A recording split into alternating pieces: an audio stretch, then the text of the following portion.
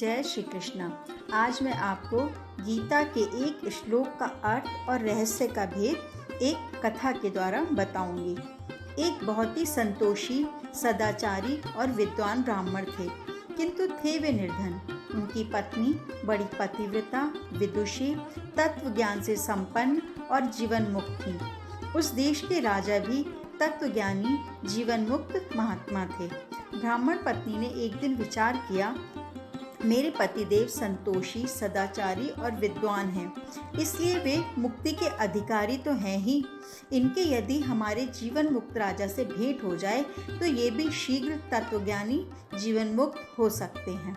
ये सोचकर उसने पति से प्रार्थना की, पतिदेव, आजकल अपने शरीर निर्वाह के लिए बड़ी ही तंगी हो गई है और आय का कोई रास्ता भी नहीं दिखता। सुना जाता है यहाँ के राजा बड़े सदाचारी, जीवन मुक्त महात्मा हैं तथा ब्राह्मणों का आदर सत्कार करने वाले एवं परम उदार हैं।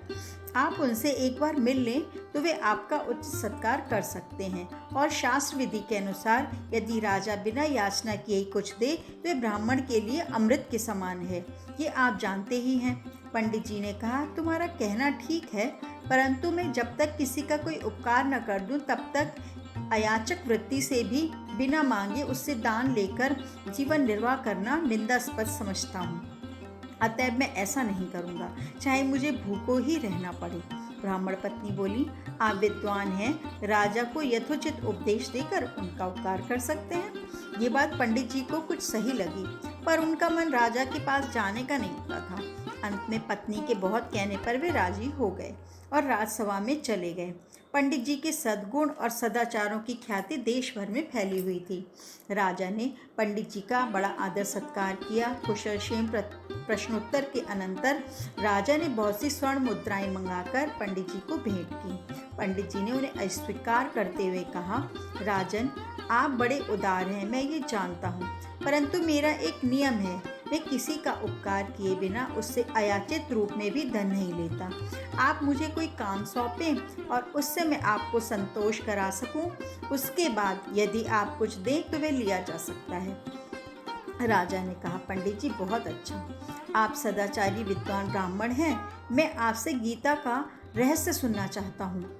आप कृपा पूर्वक मुझे गीता के 12वें अध्याय के 16वें श्लोक का भाव सहित स्पष्ट अर्थ समझाइए। पंडित जी ने पहले श्लोक पढ़ा, फिर उसका शब्दार्थ बतलाया। अनपेक्षः शुचिर दक्ष उदासीनो गतव्यथा सर्वारंभ परित्यागी यो मद्दक्त स मे प्रिय। जो पुरुष आकांक्षा से रहित, बाहर भीतर से शुद्ध, चतुर, पक्षपात से रहित और दुखों से छूटा हुआ है, वह सब आरंभों का त्यागी, मेरा भक्त, मुझको प्रिय है। तदंतर वे श्लोक का भावार्थ इस प्रकार बतलाने लगे, जिसे किसी भी प्रकार की इच्छा, स्पृहा और कामना ना हो, जो आप्त काम हो एवं जिसे किसी बात की भी परवाह ना हो, उसे अनपेक्ष कहते हैं। जिसका अंतःकरण अत्यंत पवित्र हो, जिसका बाहर का व्यवहार भी उद्वेग रहित, पवित्र और न्याय मुक्त हो, जिसके दर्शन, भाषण, स्पर्श और वार्तालाप से ही लोग पवित्र हो जाएं, वह शुचि है।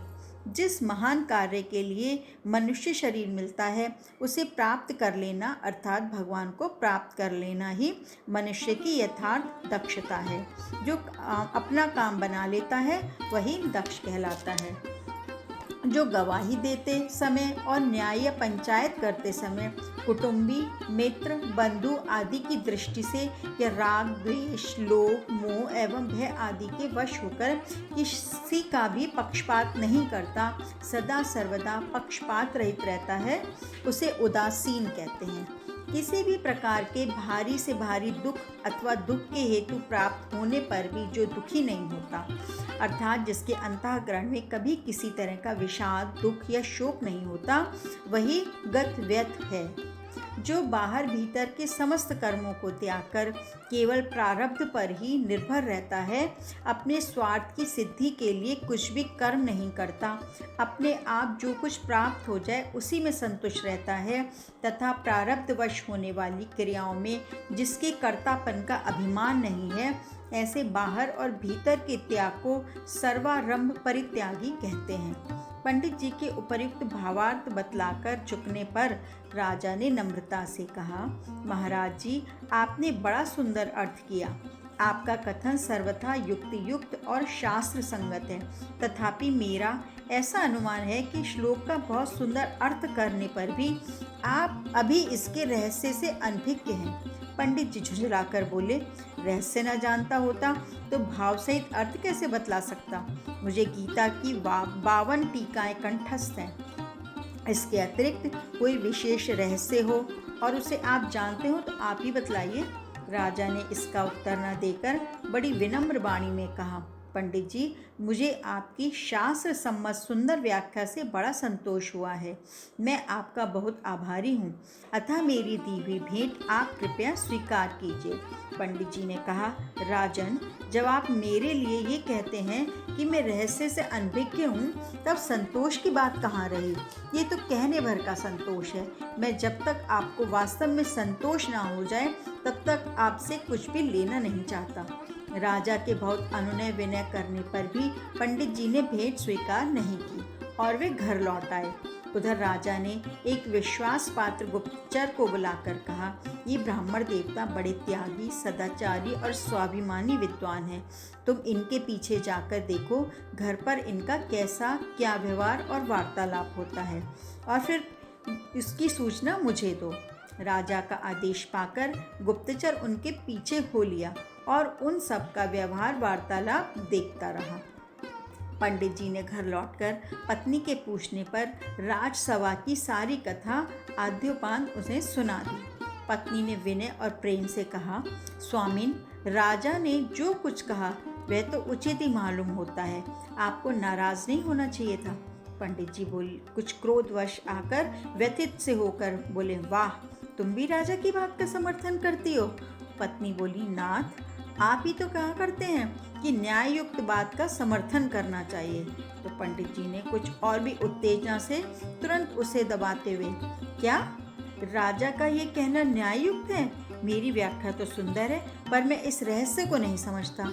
पत्नी बोली, आप क्षमा करें, राजा की बात तो बहुत ही ठीक है।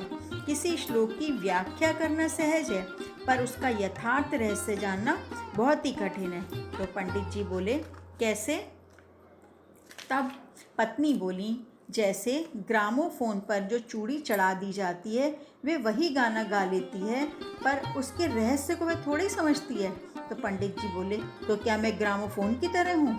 तो पत्नी बोली, जो पुरुष दूसरों को उपदेश आदेश तो बड़ा सुंदर करता हो, किंतु स्वयं उसमें वे बातें चरितार्थ ना होती हों, तो आप ही बतलाइए, ग्रामोफोन में और उसमें क्या अंतर है?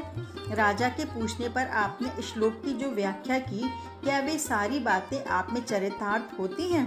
पंडित जी बोले, क्यों नहीं, कौन सी बात मुझ में नहीं है? तो पत्नी ने कहा, आप शांति से मेरा निवेदन सुनिए। मेरी प्रार्थना है, आप उस श्लोक के प्रत्येक पद का अर्थ पुनः मुझे बतलाइए। अनपेक्ष का क्या भाव है? तो पंडित जी ने कहा, जिसे किसी प्रकार की इच्छा, स्पृहा और कामना ना हो, जो आप्त काम हो, एवं जिसे किसी भी बात की परवाह ना हो, उसे अनपेक्ष कहते हैं।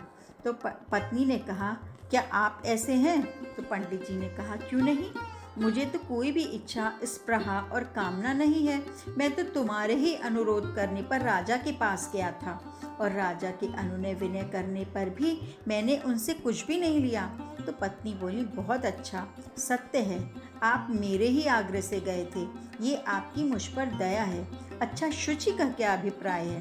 तो पंडित जी ने कहा, जिसका अंतःकरण अत्यंत पवित्र हो, जिसका बाहर का व्यवहार भी उद्वेग रहित, पवित्र और न्याययुक्त हो, जिसके दर्शन, भाषण, स्पर्श और वार्तालाप से ही लोग पवित्र हो जाएं, वह शुचि है। तो पत्नी ने कहा, क्या आप बाहर भीतर से इस प्रकार शुद्ध हैं? क्या आपके दर्शन, भाषण, स्पर्श, वार्तालाप करने से मनुष्य पवित्र हो जाता है? क्या आपके अंतःकरण में कोई विकार नहीं होता? क्या आपका बाहर का व्यवहार उद्वेग रहित, न्याययुक्त और पवित्र है? यदि ऐसा है तो फिर आपके मन में क्रोध तथा उद्वेग क्यों हुआ और राजा से अपने अहंकार के वचन क्यों कहे? पंडित जी सहम कर, ठीक है, इस गुण की तो मुझ में कमी है। पत्नी, अच्छा, दक्ष का आपने क्या भाव बतलाया? पंडित जी, जिस महान कार्य के लिए मनुष्य शरीर मिला है उसे प्राप्त कर लेना अर्थात भगवान को प्राप्त कर लेना ही मनुष्य की यथार्थ दक्षता है। जो अपना काम बना लेता है वही दक्ष कहलाता है। पत्नी, तो क्या आप जिस महान कार्य के लिए संसार में आए थे उसे पूरा कर चुके हैं? क्या आपने परम पद को प्राप्त कर लिया? नहीं तो फिर राजा का कहना उचित ही है। तो पंडित जी ने कहा, तुम्हारा कथन सत्य है, मुझ में ये भी गुण नहीं है। तो पत्नी ने कहा, उदासीन पद का क्या अभिप्राय है? तो पंडित जी बोले, जो गवाही देते समय, न्याय या पंचायत करते समय कुटुंबी, मित्र, बंधु आदि की दृष्टि से या राग, द्वेष, लोभ, मोह एवं भय आदि के वश होकर किसी का भी पक्षपात नहीं करता, सदा सर्वथा पक्षपात रहित रहता है, उसे उदासीन कहते हैं। तो पत्नी बोली, क्या आप पक्षपात रहित हैं? क्या आपने राजा के सम्मुख अपने पक्ष का समर्थन नहीं किया? क्या आपने राजा के इस कथन पर कि आप श्लोक के रहस्य को नहीं समझते गंभीरता पूर्वक ध्यान दिया? नहीं। तो फिर राजा का कहना कैसे उचित नहीं है? पंडित जी सरल और शुद्ध हृदय से अपनी कमी को विनम्र भाव से स्वीकारते हुए कहा, तुम सच कहती हो, सचमुच तुमने आज मेरी आंखें खोल दी। पक्षपात रहित होने का तो मुझ में बड़ा अभाव है। कहीं वाद विवाद होता है तो मैं अपने पक्ष को दुर्बल जानकर भी अपने पक्ष के दुराग्रह को नहीं छोड़ता। पत्नी, अच्छा, गत वैध का आप क्या अर्थ बताते हैं?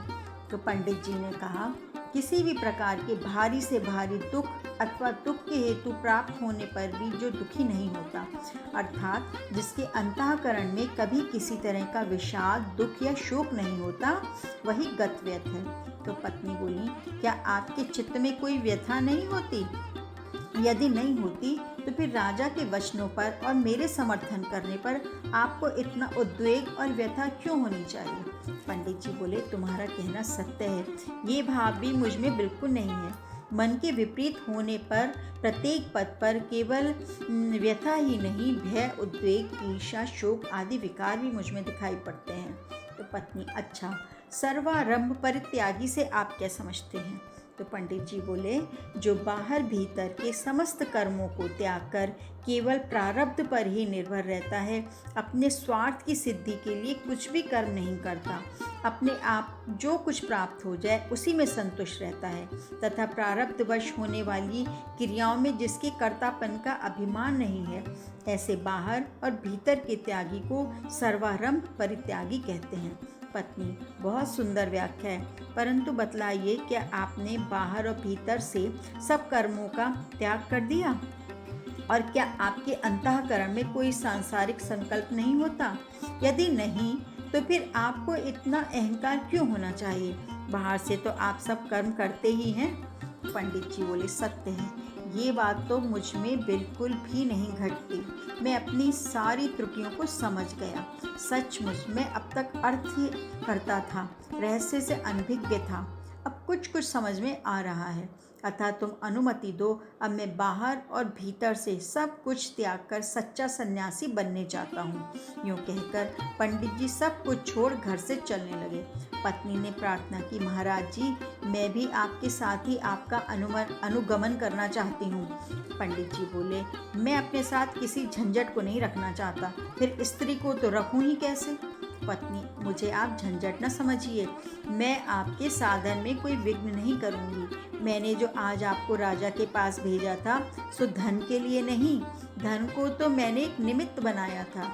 मेरा उद्देश्य तो यही था कि आप जीवन के मुख्य लक्ष्य को प्राप्त कर लें। राजा तत्ज्ञ, जीवन मुक्त महात्मा पुरुष हैं। आप धर्मज्ञ, सदाचारी, त्यागी, संतोषी, विद्वान तो हैं ही, तत्वज्ञ राजा के संग प्रभाव से आपको परमात्मा की प्राप्ति भी हो जाएगी। इसी लक्ष्य से मैंने आपको वहाँ भेजा था। अब यदि आपकी आज्ञा हो तो मैं भी आपके साथ चलना चाहती हूँ। तो पंडित जी कृतज्ञता के साथ, मैं अब इस बात को समझ गया, सचमुच तुमसे कोई हानि नहीं होगी। तुम तो मेरा सच्चा उपकार करने वाली परम सुहृदय हो। वस्तुतः सच्चे सुहृदय वे ही हैं जो अपने प्रिय संबंधी की परमात्मा को प्राप्त करने में सहायता करते हैं। चलो, तुम तो वहाँ भी परमात्मा की प्राप्ति में मेरी सहायता ही करोगी। तदंतर वे दोनों सब कुछ त्याग कर घर से निकल गए।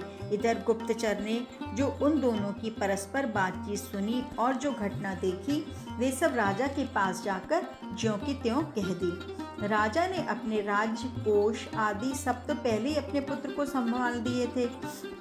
अब गुप्तचर की बात सुनकर वे भी राज्य छोड़कर चल दिए। उन्हें रास्ते में सम्मुख आते हुए ब्राह्मण दंपति मिले। राजा ने उल्लास के साथ उनसे कहा, पंडित जी महाराज, अब आप गीता के उस श्लोक का रहस्य समझे? पंडित जी ने नम्रता भरे शब्दों में उत्तर दिया, अभी समझा नहीं, समझने के लिए जा रहा हूँ। राजा भी उनके साथ ही चल पड़े। तीनों एकांत पवित्र देश में जाकर निवास करने लगे। जय श्री